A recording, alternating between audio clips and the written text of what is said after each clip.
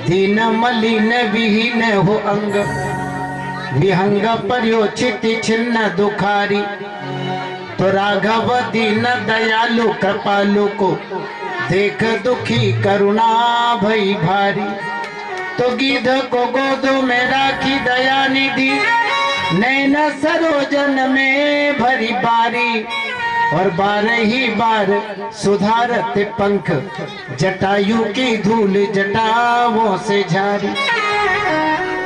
गिद्धराज जटायु जी ने अपने प्राणों को परमार्थ में त्यागा, सो भगवान की गोद में ली। और देखो दूसरे कामदेव, कामदेव ने भी देवताओं का कार्य बनाने के लिए ही भगवान शिव की समाधि में विघ्न पहुंचाया, अपने प्राणों का मोह नहीं किया। भगवान शिव ने ज्ञान अग्नि से कामदेव को जलाकर भस्म कर दी। लेकिन जब कामदेव की पत्नी रति रोती बिलखती हुई भगवान शिव के पास पहुंची, सारा रहस्य भगवान शिव समझ गए, आशीर्वाद दिए। जब यदुवंश कृष्ण अवतार, सभी बच्चे लोग अपने अपने तो हरण महामहि भार।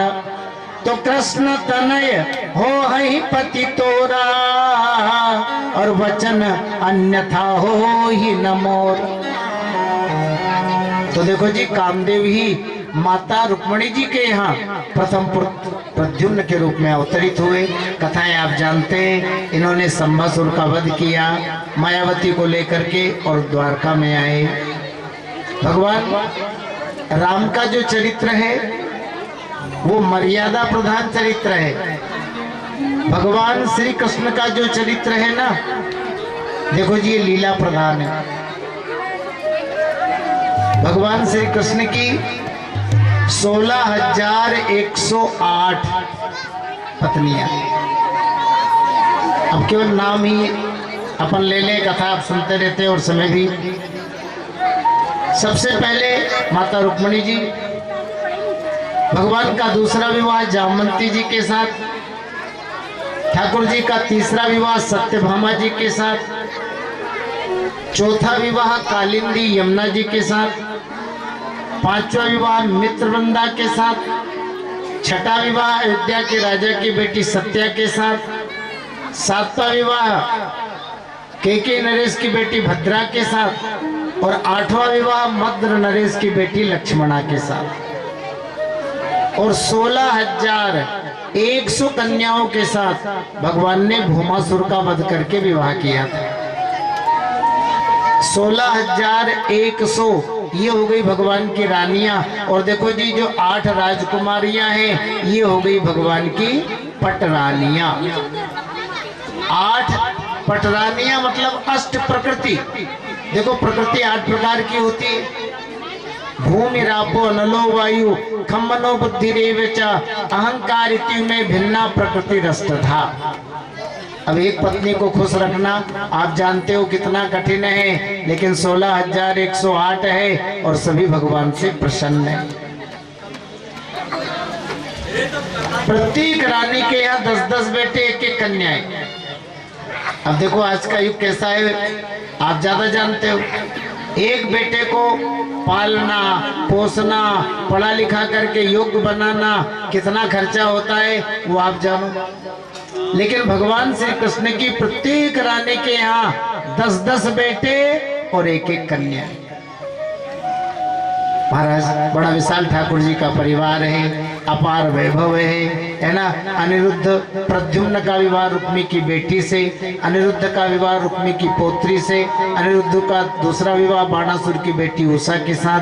कहने का तात्पर्य, भगवान श्री कृष्ण का चरित्र जो है लीला प्रधान है। उनके जैसी लीला, उनके जैसा सामर्थ्य देखो जी उन्हीं का हो सकता है। द्वारका में रह करके ठाकुर जी नाना प्रकार की लीलाएं कर रहे हैं, अपने भक्तों को सुख देने के लिए, अपने प्रजाजनों को सुख देने के लिए। हम आगे की लीलाओं का वर्णन पिछले समय में, क्योंकि थोड़ा सा रेस्ट चाय पानी का, और 2 बजे से पुनः कथा प्रारंभ होगी। बोलिए द्वारकाधीश भगवान की जय। मैया कराए दे वाधिका गोरी से छोरी से। राधे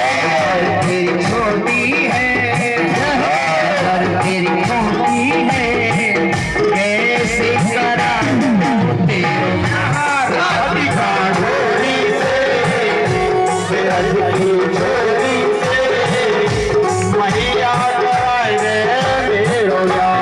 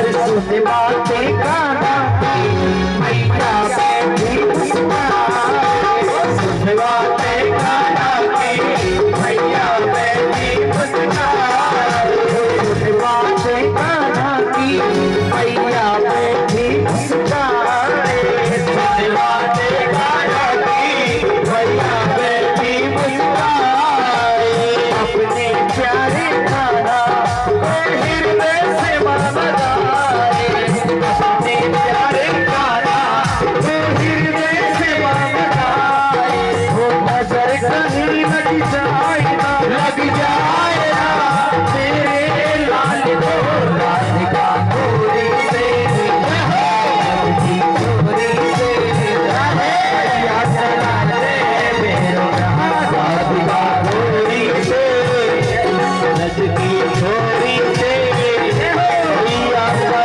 दे मेरो ये बंधन है प्यार का ये बंधन है प्यार का और होती है अगर तेरी होती है ऐसे कराऊं तेरो नाम राधिका गोरी से नजकी छोरी से मैया करा दे मेरो नाम राधिका गोरी से नजकी छोरी से मैया करा दे मेरो नाम मैया करा दे मेरो नाम मैया करा दे मेरो नाम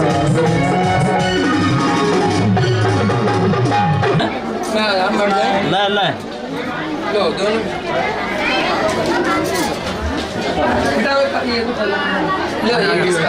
वीडियो वीडियो है क्या? फोटो भी खिंचाई दे। नहीं इसमें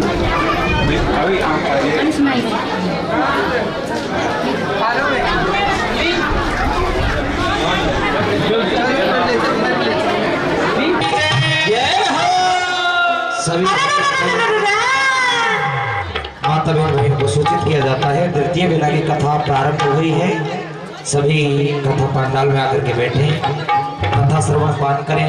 टिकट काटा दे मारा बालो मैं तो बैठी रेल में जाऊं रे मारा घोड़ा बालम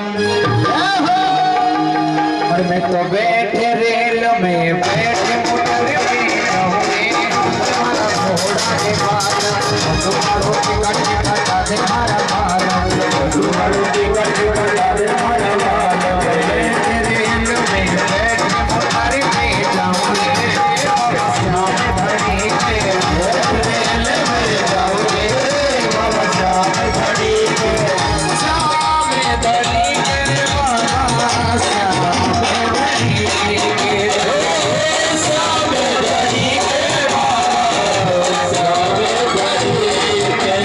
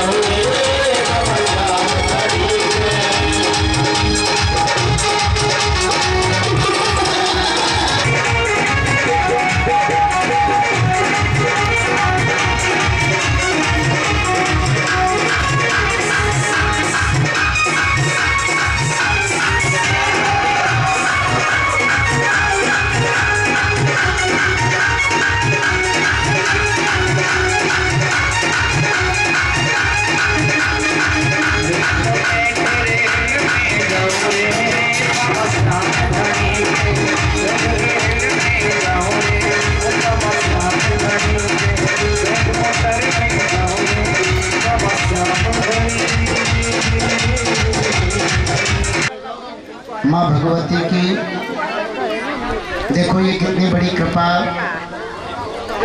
और हमारी माताओं का भी बहुत अच्छा भाव, और हमारे पटेल बाल गोपाल बड़े बूढ़े सबका भी भाव। देखो कोई वस्तु सहज में मिलती है ना तो उसमें श्रद्धा नहीं रहती।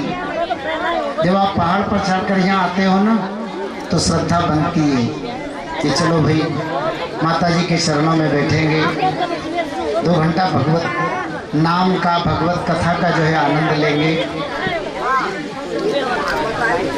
अभी कथा में वर्णन हो रहा था राम जी का जो चरित्र है ना वो मर्यादा प्रधान चरित्र है। आपको रामचरित्र में सर्वत्र ही मर्यादा मिलेगी। दोई सुत सुंदर सीता जाए, लव कुश वेद पुराणन गाए, दोई दोई सुत सब भ्रातन केरे, भय रूप गुणशील घने। लेकिन भगवान श्री कृष्ण का जो चरित्र है ना वो लीला प्रधान है। एक पत्नी को प्रसन्न रखना आज के युग में बड़ी टेढ़ी बात है, लेकिन 16,108 है और सभी भगवान से प्रसन्न। एक बेटे को पालना आज की महंगाई में बहुत भारी है, लेकिन भगवान की प्रत्येक रानी के यहाँ 10-10 बेटे और गर्ग संहिता के अनुसार एक एक कन्याएं। इतना विशाल ठाकुर जी का परिवार है,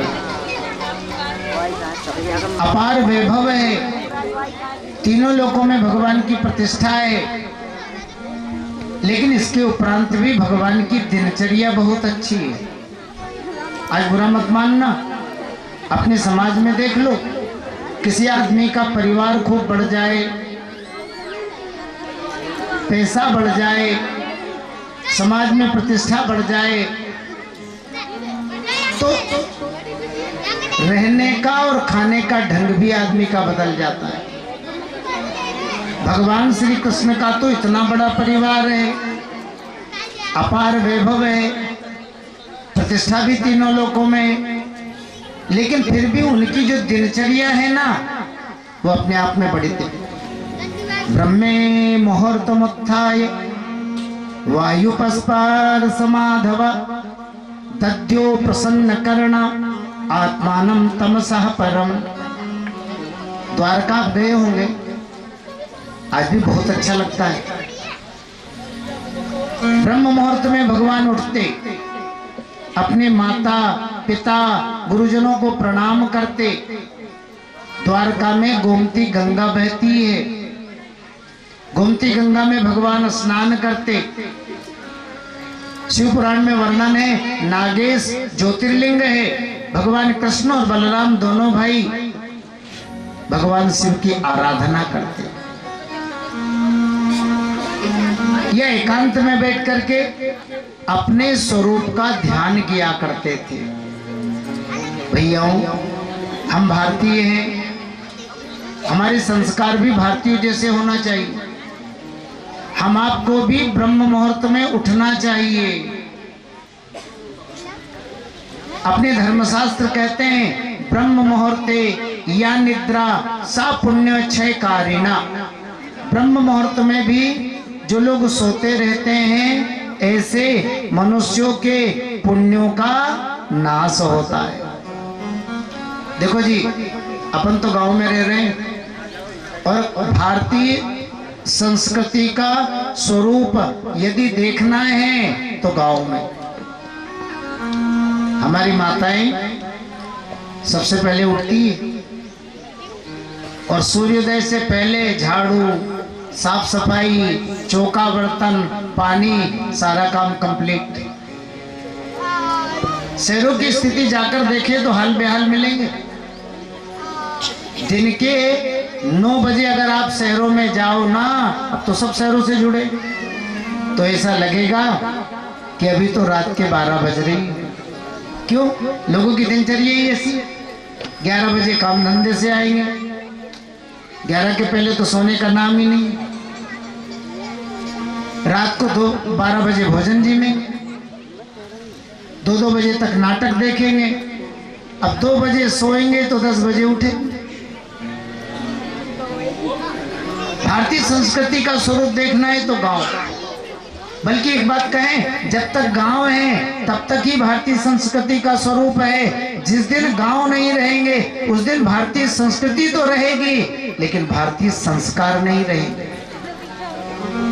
हमें ब्रह्म मुहूर्त में उठना चाहिए और जो अपनी परंपरा है, प्रातः काल उठ के रघुनाथा तो मातु पिता गुरु ना वही माता। अपने माता पिता और गुरुजनों को प्रणाम भी करना चाहिए, उनसे आशीर्वाद लेना चाहिए। इसके उपरांत में स्नान करना चाहिए। स्नान से निवृत्त होकर के भजन साधन भी करना चाहिए। देखो जी, अपने पुराण कहते हैं शतम विहाय भोक्तव्यम सहस्त्रम स्नानमाचरे लक्षम विहाय दातव्यम सर्वम त्यक्त्वा हरिं भजेत। सैकड़ों काम हो, भोजन का समय है तो सबको छोड़ दो, पहले प्रसाद जीम लो। हजारों काम हो, स्नान का समय हो तो सबको छोड़कर स्नान बना लो, काम तो जीवन से लगेगा। लक्ष्यम विहाय दातव्यम, परमार्थ के लिए, सेवा के लिए अपने दरवाजे पर यदि कोई मांगने के लिए आए हैं तो लाखों ही काम क्यों ना हो, सबको छोड़कर श्रद्धा के अनुसार दान देना चाहिए। और सर्वम त्यक्त्वा हरिं भजे, भगवान के भजन का समय है तो सबको त्याग दो। एक घड़ी, आधी घड़ी, आदि में पुनि आद। अब जितना समय दे सकते हो, 10 मिनट, 15 मिनट, आधा घंटा ईश्वर चिंतन के लिए, हरि नाम जप के लिए, भगवत भजन के लिए हमें जो है निकालना चाहिए। देखो जी, भजन से बड़ा कुछ नहीं है, बाकी तो सब झमेला है। अच्छा सुनो, कोई अनुभवी हो सकता है, भगवान भोलेनाथ से बड़ा अनुभवी तो नहीं हो सकता है। कोई ज्ञानी हो सकता है, भगवान भोलेनाथ से बड़ा आत्मदृष्टा नहीं हो सकता है। भगवान शिव का अनुभव है। तुम त्रिभुवन गुरु वेद बखान। भगवान भोलेनाथ क्या है? बोले तीनों लोगों के गुरु है, उनसे बड़ा ज्ञान, उनसे बड़ा अनुभव भला किसका होगा? भगवान शिव का अनुभव है। उमा कहूँ मैं अनुभव अपना तो सत हरि भजन जगत सब सपना। उमा, ये मेरा अनुभव है, भगवान का जो भजन है ना वो सत्य है। और संसार क्या है? बोले सपना। सपने के बारे में ज्यादा किसी को कुछ बताने की जरूरत नहीं, क्योंकि सपना सभी देखते हैं और सपने में कुछ भी हो जाता है। सपने हो ये भिखारी नप रंग नागपति हो तो जागे हानि न लाभ कछु जग प्रपंच जिमि जोय। अच्छा सुनो, सपने में भिखारी राजा बन जाएगा, सुखी होगा ना? अरे मैं राजा बन गए, मेरा जीवन आभोग में बीतता था, अब वैभवशाली में बन गए। और सपने में कभी जो है ना राजा भिखारी बन जाए। राजा जब भिखारी हो जाएगा ना तो दुखी होगा, अरे मैं कितना वैभवशाली था, मैं तो भिखारी बन गए। लेकिन ध्यान दीजिए, ये सुख और दुख कब तक है? बोले जब तक स्वप्न है तब तक। स्वप्न टूटने के बाद भिखारी भिखारी है और राजा राजा है।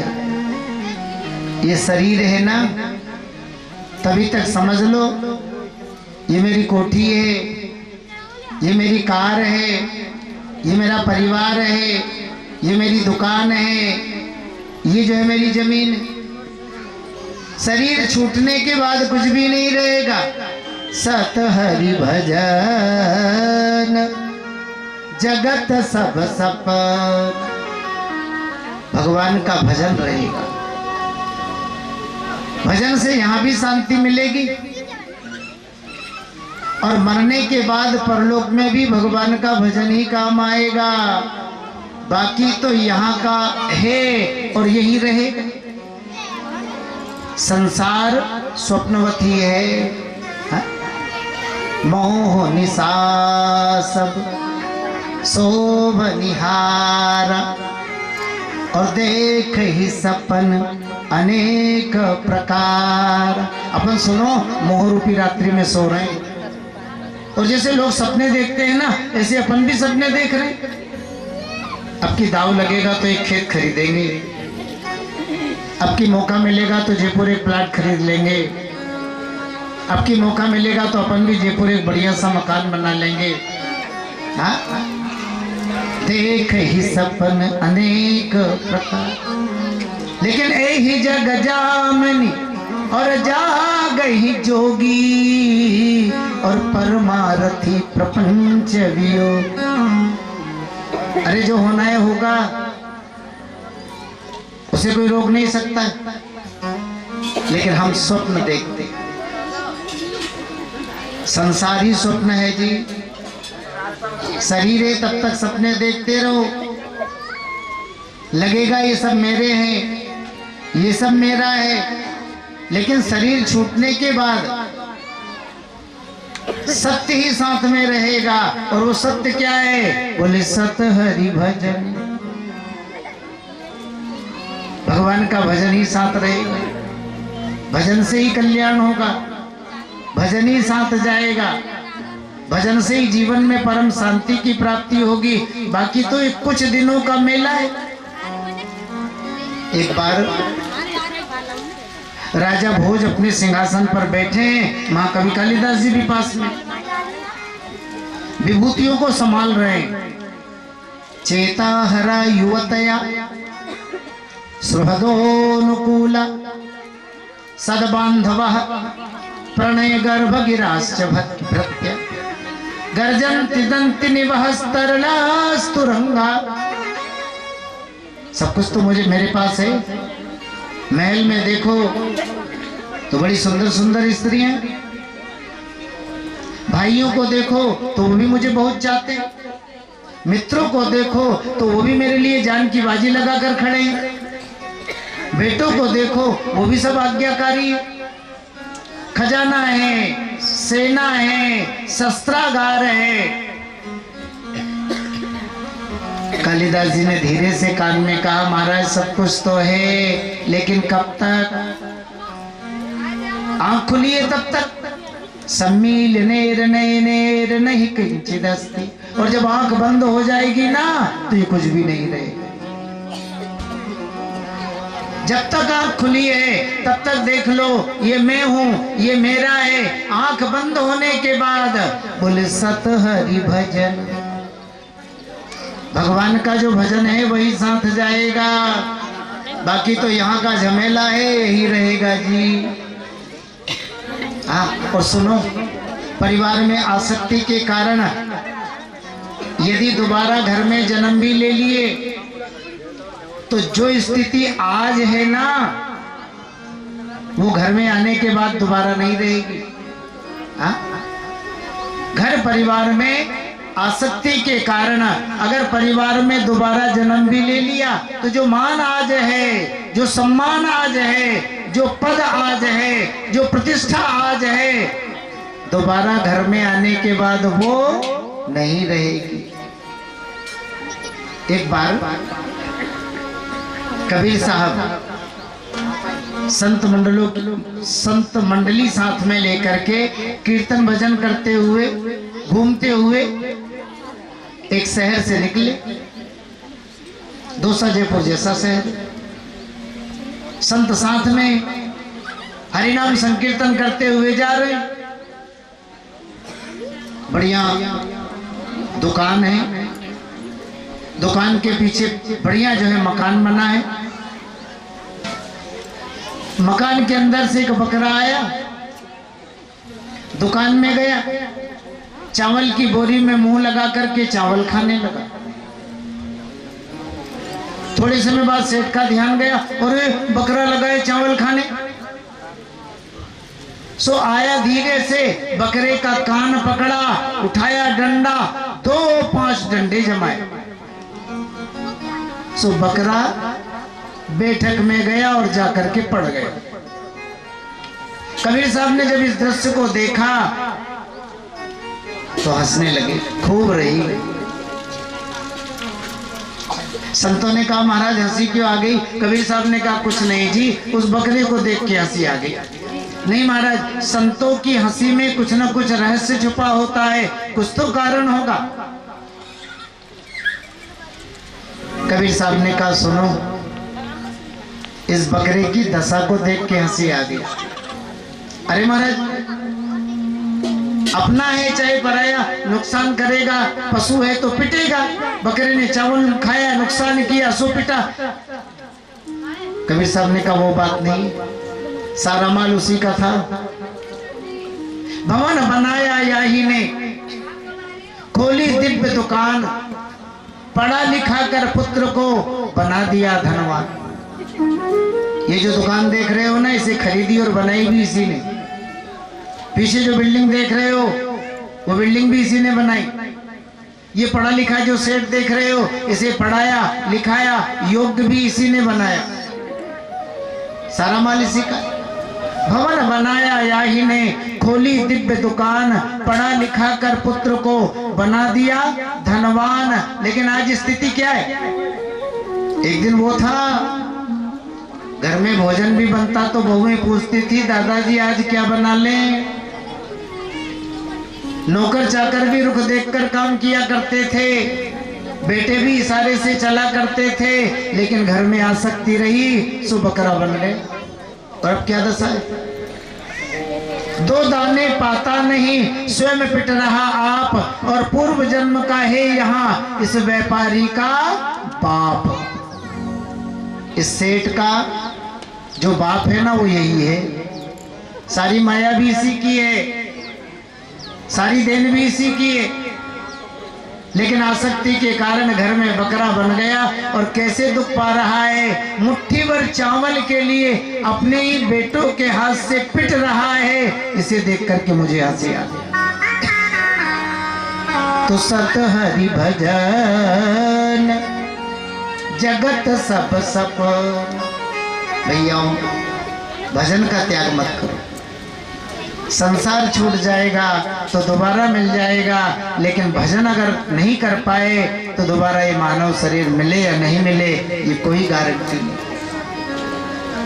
कृष्ण तो साक्षात परमात्मा है, कृष्णस्तु भगवान स्वयं, वो पूर्ण काम है, उन्हें भजन साधन की आवश्यकता नहीं है। लेकिन लोग शिक्षा को ध्यान में रखते हुए, अपार वैभव होते हुए, शक्ति संपन्न परिवार होते हुए भी कितनी बढ़िया दिनचर्या है।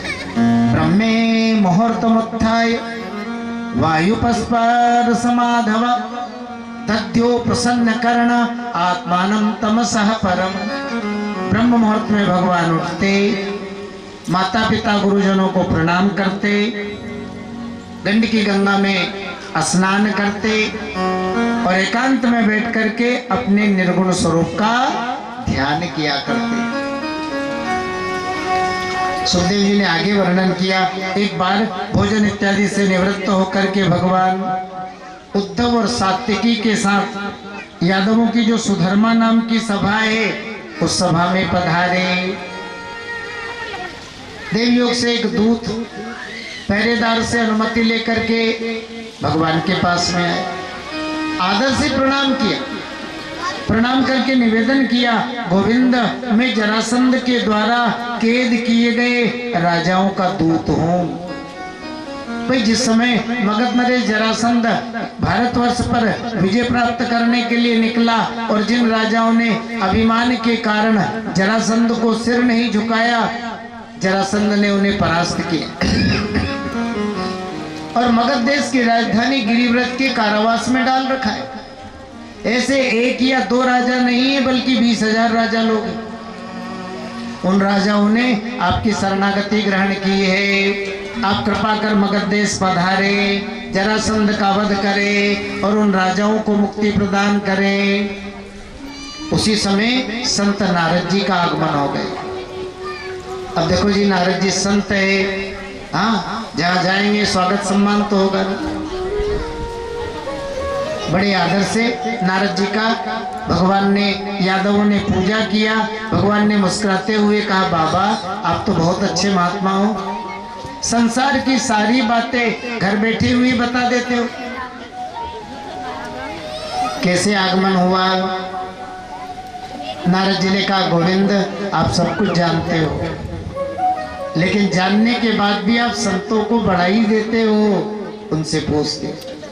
इस समय महाराज युधिष्ठिर पृथ्वी के सार्वभौम सम्राट पद की प्राप्ति के लिए राजसूय नामक यज्ञ करने जा रहे हैं, और उन्होंने आपके लिए, संपूर्ण यादवों के लिए यज्ञ का निमंत्रण पत्र भेजा है। कृपा करके पधारो संपूर्ण सेना के सहित, और उनके यज्ञ की व्यवस्था को देखो। अब यादव लोग कानाफूसी करने लगे। देखो जी, पहले तो जरासंध को मारेंगे, क्योंकि जरासंध ही हमारा शत्रु है। जरासंध के कारण ही हम लोग द्वारका छोड़ में जो है रह रहे हैं, मथुरा को छोड़कर।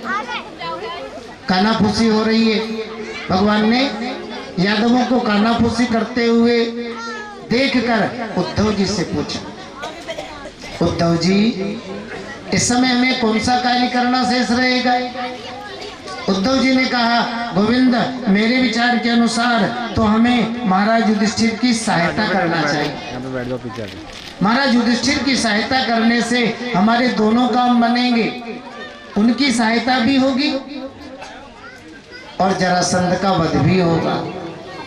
क्योंकि महाराज युधिष्ठिर राजसूय यज्ञ करने जा रहे हैं, और राजसूय यज्ञ कब होगा? जब भूमंडल के सभी राजा महाराजाओं को जीत लिया जाए। सभी राजा महाराजाओं के साथ साथ जरासंध को जीतना भी अपेक्षित होगा, जरूरी होगा। और जरासंध को युद्ध में नहीं जीता जा सकता है। द्वे रथे सतुजे तभ्यो मां सताक्षोहणीयुता ब्रह्मण्यो अभ्यर्थितो विप्रेर न प्रत्याख्याति करहचित। जरासंध को केवल द्वंद्व युद्ध में ही जीता जा सकता है। सैकड़ों अक्षौणी सेना लेकर के अगर कोई चाहे कि मैं जरासंध को युद्ध में जीत लूं, तो यह असंभव है, क्योंकि जरासंध को संतों का आशीर्वाद है। जरासंध युद्ध में अजय है।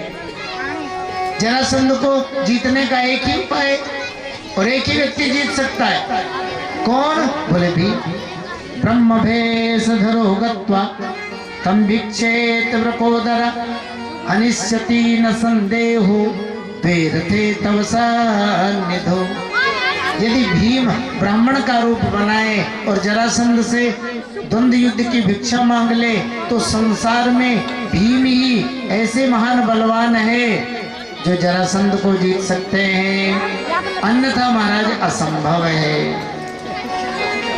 अब देखो जी, यादवों को इस प्रस्ताव का अनुमोदन करना पड़ा। भगवान ने दूत से कहा, जाओ कारावास में पड़े हुए राजाओं से कहना किसी भी प्रकार की चिंता नहीं करे, मैं मगध देश आऊंगा और घातयिष्यामि मागधम, जरासंध का जय वध करूंगा। अब यादवों की चतुरंगिनी सेना तैयार की। भगवान अपनी सेना को लेकर के द्वारका से इंद्रप्रस्थ पधारे। भीम, अर्जुन, नकुल और सहदेव भगवान को अगवानी करके ले गए। भुआ आज फूली नहीं समा रही है, मेरा कन्हैया आ गया।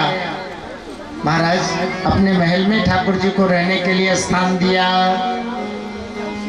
अब महाराज युधिष्ठिर का दरबार लगा।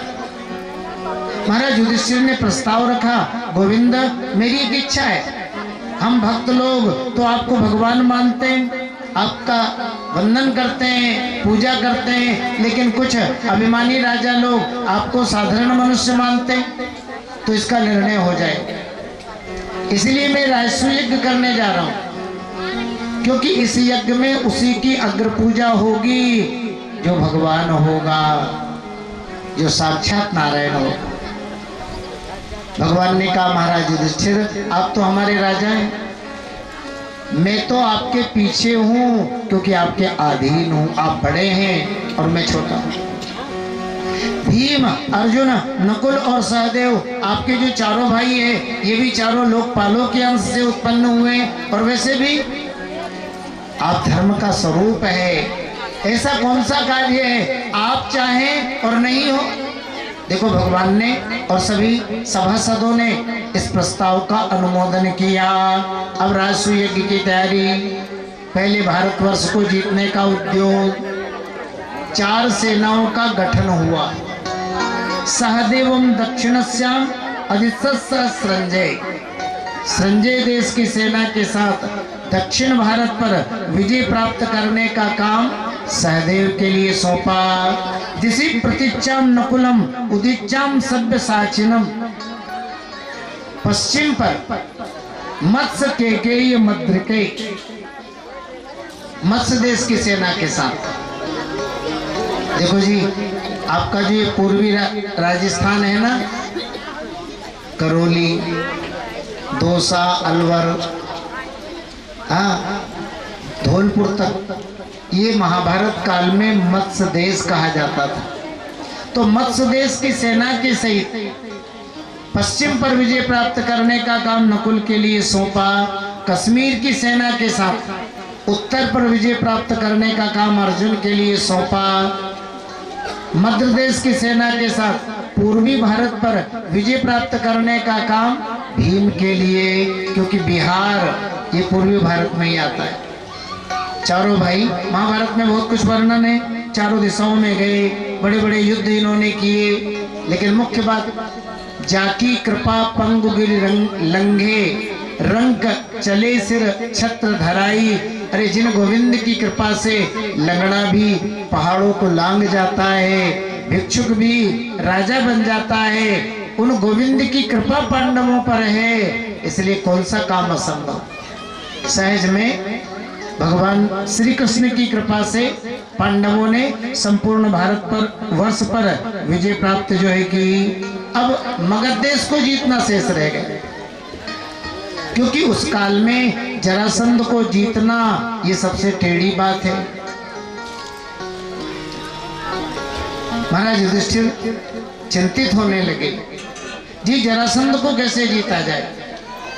तो उद्धवो यमुवाचा, देखो जो उपाय उद्धव जी ने भगवान कृष्ण को द्वारका में बताया था, आज वही उपाय भगवान ने महाराज युधिष्ठिर को, अब भीम और अर्जुन को साथ में लिया, मगध देश पहुंचे। वैसे देखो जी ये जो जरासंध है ना, ये दुष्ट ही नहीं है बल्कि दुष्टों का सरदार है।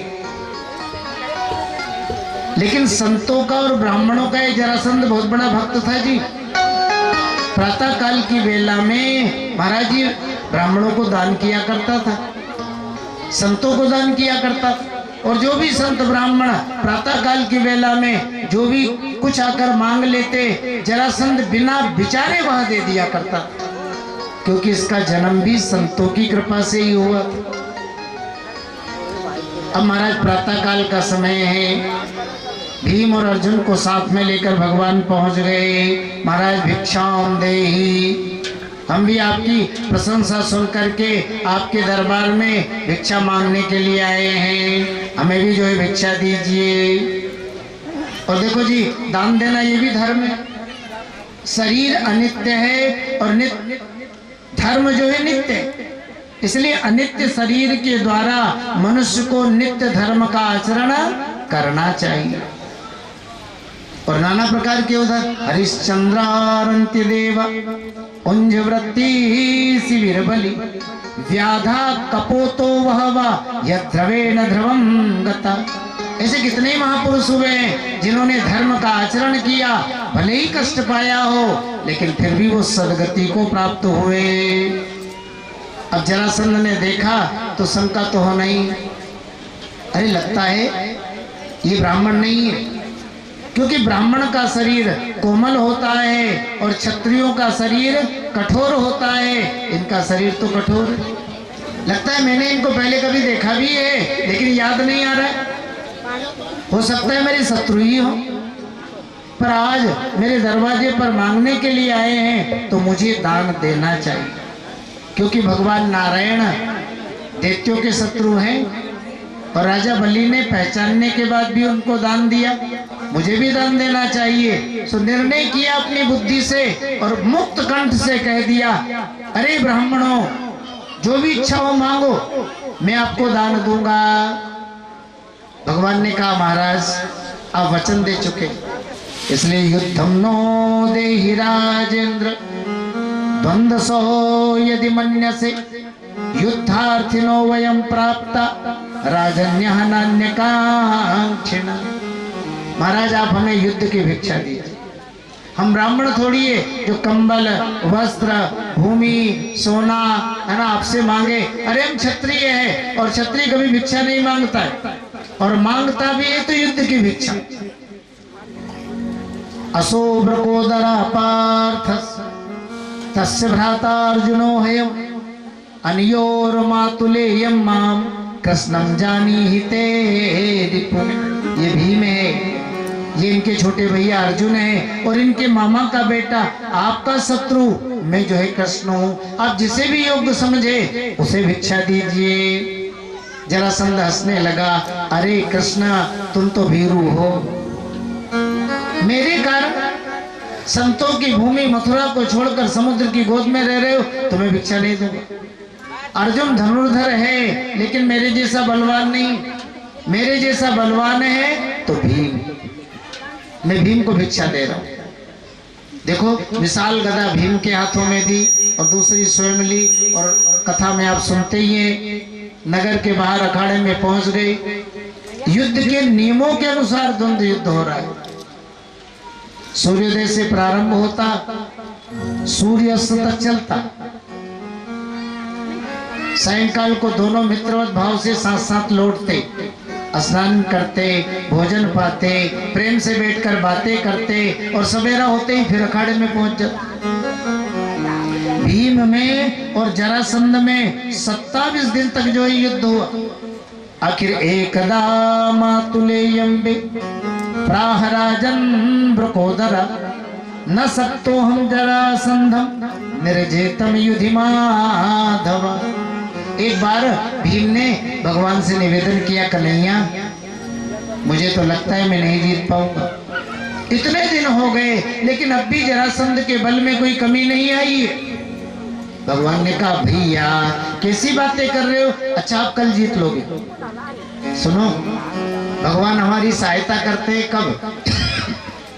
जब हम अपने को हारा हुआ मानते हैं तब। अच्छा आप ही बताओ, आज अपने को अपन हारा मानते? बिल्कुल नहीं। ध्यान रखिए, भगवान हारे का सहारा है। पहले हारो तब भगवान को पुकारो। आज तो बुरा मत मानना, हारा आदमी भी अपने को हारा हुआ नहीं मानता। मानता है क्या? किसी से कहो जी आप हार गए, बोले अरे दोबारा लड़ा के देख लो, वो तो पैर फिसल गए इसलिए गिर गए, नहीं तो कहाँ लगे, एक नहीं दो को बुला लो। जब हम अपने को हारा हुआ मानेंगे तो ही भगवान कृपा करेंगे, ये ध्यान रखिए। भीम ने कहा मैं नहीं जीत पाऊंगा, भगवान की कृपा बरस गई, कल ही जीत लोगे। 28वें दिन युद्ध हुआ। अब आज तो गोविंद की कृपा है, भीम ने विलंब नहीं किया और द्वंद्व युद्ध में जरासंध को उठाया, पटका, पैर पर पैर रखा और दूसरे पैर को पकड़कर चीर डाला। जो ही टुकड़े पृथ्वी पर डाले आपस में जुड़ गए, फिर जो जरासंध उठ करके खड़ा। भीम को बड़ा आश्चर्य, भैया ये कैसे मरेगा? भगवान ने भी देरी नहीं की, संचिन्त्य वधोपायम् दर्शयामास विटपम पाठयन्निवसांगया।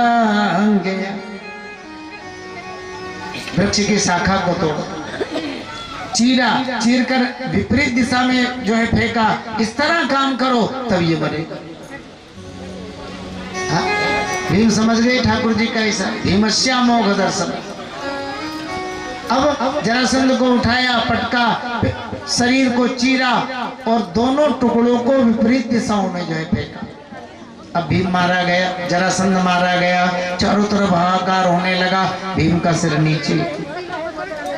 अर्जुन और भगवान कृष्ण ने भीम को गले, अरे भैया तू तो बड़ा बलवान है, अरे जरासंध को पछाड़ दिया। भीम ने कहा कन्हैया हल्ला मत मचाओ, ये जो कुछ हुआ है सब आपकी कृपा से ही हुआ है। देखो जी, जरासंध तो दुष्ट है, लेकिन इसका जो बेटा था सहदेव, वो भगवान का बहुत बड़ा भक्त था। सहदेव को राजा बनाया। अब कारावास में गए 20,000 राजा लोग।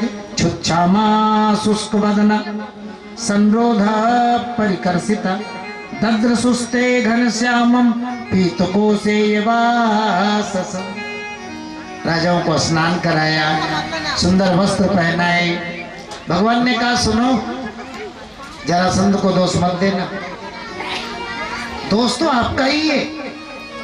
आपको अभिमान था कि मैं प्रजा का मालिक हूँ, इस देश का राजा हूँ, इसलिए आपके ऊपर ये दुख जो है उपस्थित हुआ। प्रजा का ध्यान रखना, सेवक मान करके सम्मान कर। देखो जी, अभिमान ही दुख का कारण होता। आप में अभिमान था इसलिए आपके ऊपर ये दुख उपस्थित हो। अभिमान त्यागोगे तभी सुखी बनोगे। हमारा दुख का मूल अभिमानी तो है। संस्कृति मूल सूल प्रदनान और सकल शोक दायक अभिमान। आज बुरा मत मानना, हमारे समाज में लड़ाई होती है, बात बात पे क्यों होती है? अभिमान के कारण। मैं उससे कम हो क्या? मैं उसकी बात को सुनूंगा क्या? अरे भैया हो, ये जन्म और मरण के चक्कर में अपन पड़े हैं ना, इसका कारण भी अभिमान है। नाना प्रकार के दुख जो जीवन में आ रहे हैं ना, उसका कारण भी अभिमान है। अभिमान प्रकृति का सबसे सूक्ष्म तत्व है। आप सब सत्संगी हो, समझ लीजिए। जीव मुक्ति को तभी प्राप्त करेगा जब अभिमान को पार कर जाएगा। और भगवान को भी अभिमान अच्छा नहीं लगता है। वेद पुराण कहे जग जान, गुमान गोविंद ही भावत न। अभिमान इतना बड़ा हमारा शत्रु है, सुनो, अपने सारे पुण्यों को निगल जाता है। कि मेरे गयो रवि देख के और मोह गयो गुरु ज्ञान, तो कियो करायो सब गयो और जब आयो अभिमान। रामायण में आप सुनते हैं ना, कुंभकर्ण जब लड़ने के लिए आया, अब बानर भालू तैयार ही रहते हैं लड़ने को, सो दौड़ पड़े बानर भालू। अब कुंभकर्ण के सामने टिकेंगे क्या? भालू कपिन गही धरी धरी खाई, जनुटी ढी गिरी गुहा समाई। कुंभकर्ण का शरीर ही जो है पहाड़ की तरह, सो बानर भालुओं को पकड़ता और पकड़ करके निकल जाता। आ जाओ, लड़ाई टंटे का तो काम ही नहीं है, सीधा ही अंदर। अब बानर भालू भागे, पाही पाही रघुनाथ गोसाई, या खल खाई काल की नाई। अब थोड़ा विचार करो आप, कुंभकर्ण क्या है? रावण अर्थात मोह,